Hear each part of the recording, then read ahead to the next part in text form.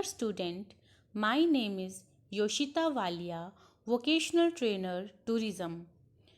आज हम पढ़ेंगे unit 6 safety at work place level 2 session number 3। Topic का नेम है use first aid and personal protective equipments while doing hazards work. मतलब खतरनाक काम करते हुए प्राथमिक चिकित्सा और व्यक्तिगत सुरक्षा उपकरणों का प्रयोग करें। जिस तरह की हम यदि कोई आपदाजनक कार्य कर रहे हैं उस समय हमें किन उपकरणों का प्रयोग करना चाहिए जिससे कि हम अपना बचाव कर सकते हैं। सबसे पहले है इंट्रोडक्शन ऑफ फर्स्ट एड। हम पढ़ेंगे कि फर्स्ट एड क्या है। A person who gives treatment for the 1 suffering from a disease or an accident to improve his condition is called an AIDS, and the medical treatment given as aid is called first aid.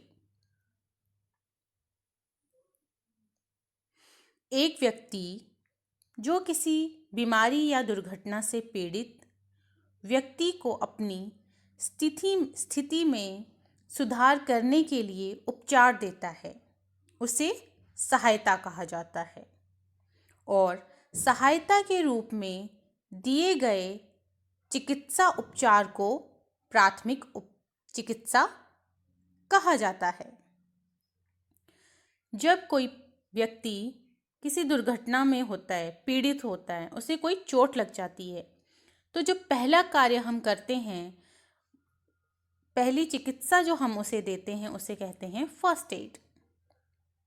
जैसे कि बच्चों, हम जानते हैं कि जब हम किसी मैदान में खेल रहे होते हैं या कहीं भी खेल रहे होते हैं और हमें चोट लग जाए, खेलते समय हमें चोट लग ही जाती है, तो हमें उसका बचाव कैसे करना है।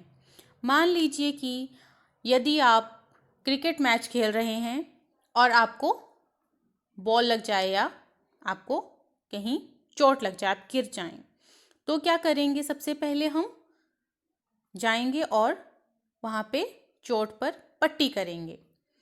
तो जो डॉक्टर के पास जाने से पहले हमने उपचार लिया उस चोट को रोकने के लिए, वो उसे कहा जाएगा फर्स्ट एड। सेकंड है if an accident happens in the work place you can not be a helpless witness. कहा गया है यदि कार्यस्थल में कोई दुर्घटना होती है तो आप असहाय गवाह नहीं बन सकते। ठीक है, कि आपको उसके बारे में कुछ नहीं पता। Since simply standing by can potentially worsens the situation. This is why it's important to have at least a basic knowledge of first aid. इसलिए हमारे लिए बहुत ज़रूरी हो जाता है कि हम वहाँ पर खड़ा रहकर उस स्थिति को संभालें।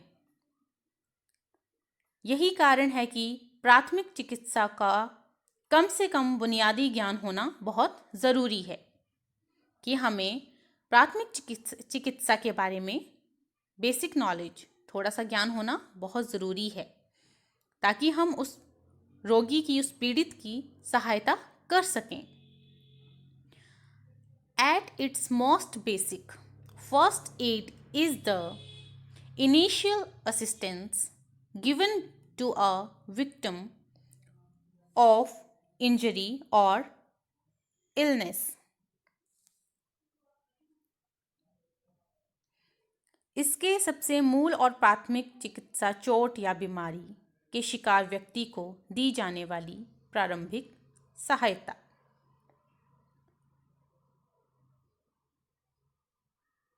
comprised of relatively simple techniques that can be performed with rudimentary equipment.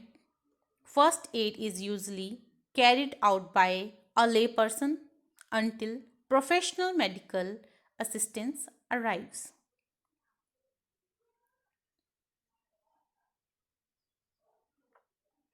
प्राथमिक चिकित्सा चोट या बीमारी के शिकार व्यक्ति को दी जाने वाली प्रारंभिक सहायता होती है। इसमें क्या होता है कि सरल तकनीकों से हम उस व्यक्ति का इलाज कर सकें। प्राथमिक चिकित्सा आमतौर पर एक ले पर्सन, जो एक अनपढ़ व्यक्ति है, उसके द्वारा भी की जा सकती है, जब तक कि कोई प्रोफेशनल डॉक्टर या चिकित्सा सहायता में नहीं आती है।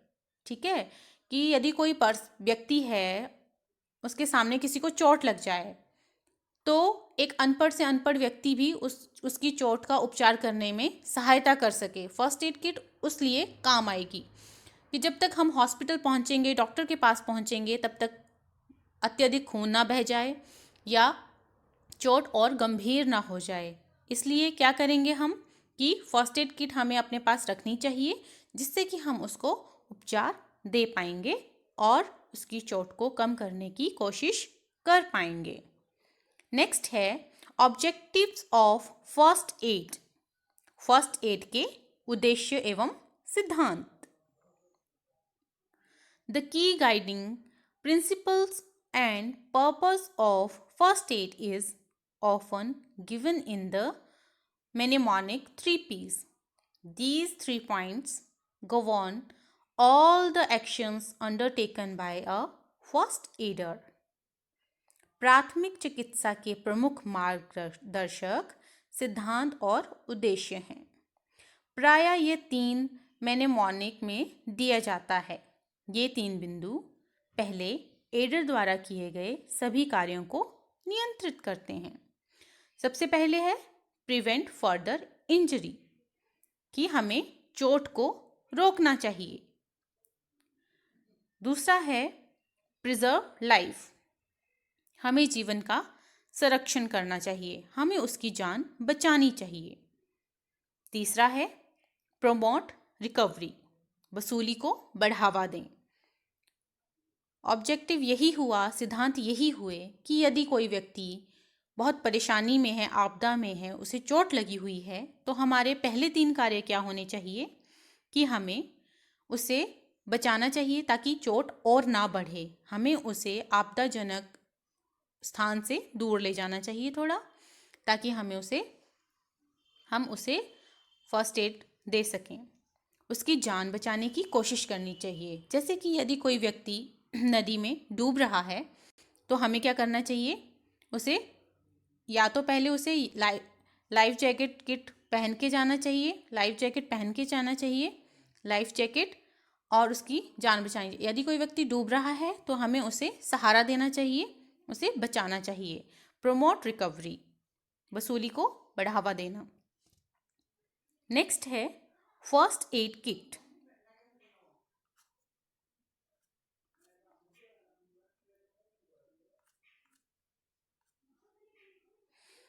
Consider purchasing a commercially available first aid kit or making your own. Having a kit in your home, car, and your workplace is essential to stay prepared.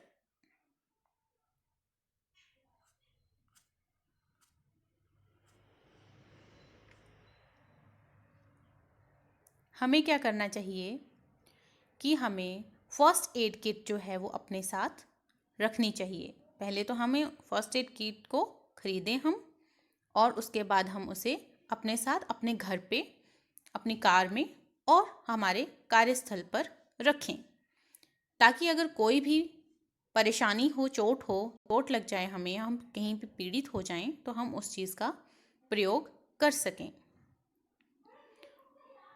Work is essential to stay prepared. व्यावसायिक रूप से उपलब्ध प्राथमिक चिकित्सा kit खरीदने या बनाने पर विचार करें। Common items found in a first aid kit are, आमतौर पर चीज़ें जो हमारी फर्स्ट एड किट में होनी चाहिए वो हैं bandage, roller bandage and tape, sterilise gauze, पट्टियाँ होनी चाहिए, टेप होनी चाहिए, जालीदार कपड़े की पट्टी होनी चाहिए, एंटीसेप्टिक स्वैप्स होने चाहिए। उसके बाद बर्न ऑइंटमेंट की जले पर लगाने वाली जो ट्यूब होती है वो होनी चाहिए। मास्क फॉर ब्रीदिंग, सांस लेने के लिए मास्क होना चाहिए, ऑक्सीजन जिसे कहते हैं। Chemical cold pack, I shield and I wash, आँखों की रोशनी और आँखों को रोशनी देने के लिए जो जिससे कि जलन ना हो वो शील्ड होनी चाहिए। First aid reference guide that includes local phone numbers, हमारे पास प्राथमिक चिकित्सा संदर्भ के संदर्भ में गाइड जिसमें कि फ़ोन नंबर्स हों, जिसमें कि हॉस्पिटल्स या नियर बाय जो भी हमारे पास क्लिनिक्स हैं उसके कॉन्टैक्ट नंबर होने चाहिए ताकि हम जल्दी से वहाँ पे कॉल करके सहायता ले सकें। तो हमारी फ़र्स्ट एड किट में ये सब चीज़ें होनी चाहिए। डिटॉल होना चाहिए, सीज़र होनी चाहिए, ऑइंटमेंट होने चाहिए। जो भी चीज़ें हमने आपको बताई वो सारी उसमें होना बहुत आवश्यक है। नेक्स्ट है golden rules of first add.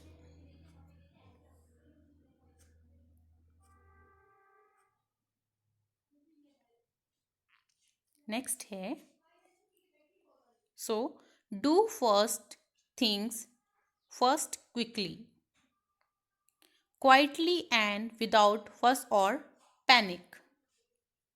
पहली चीज़ें हमें जल्दी से चुपचाप और बिना किसी उपद्रव या आतंक के करें।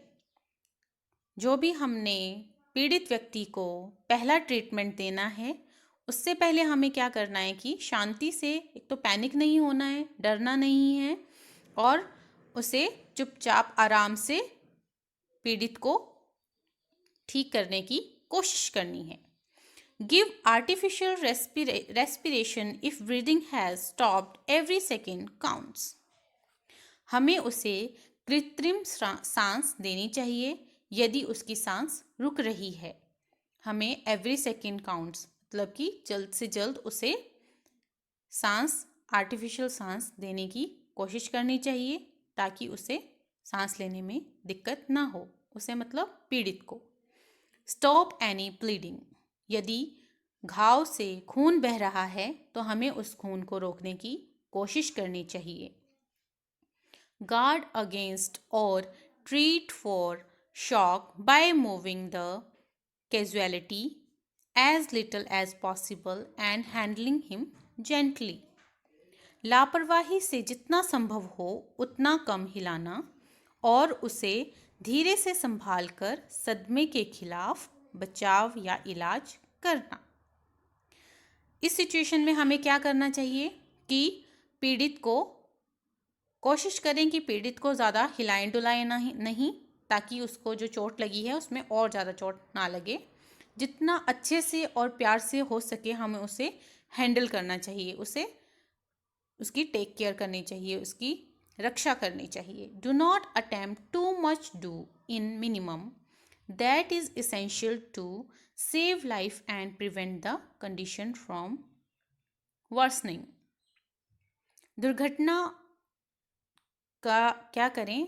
दुर्घटना जहाँ पे हुई है वहाँ पे हमें बहुत अधिक प्रयास यही करें कि हम उसके जीवन को बचा सकें। हमें ऐसी कोशिशें करनी चाहिए जिसमें कि रोगी को, पीड़ित को तकलीफ़ ना हो और हम कम से कम उसे उस कंडीशन से रोक सकें कि उसका बचाव हो सके। reassure the casualty and those around and so help to lessen anxiety. हमें पीड़ित का इलाज करना चाहिए और उसकी चिंता कम करने की कोशिश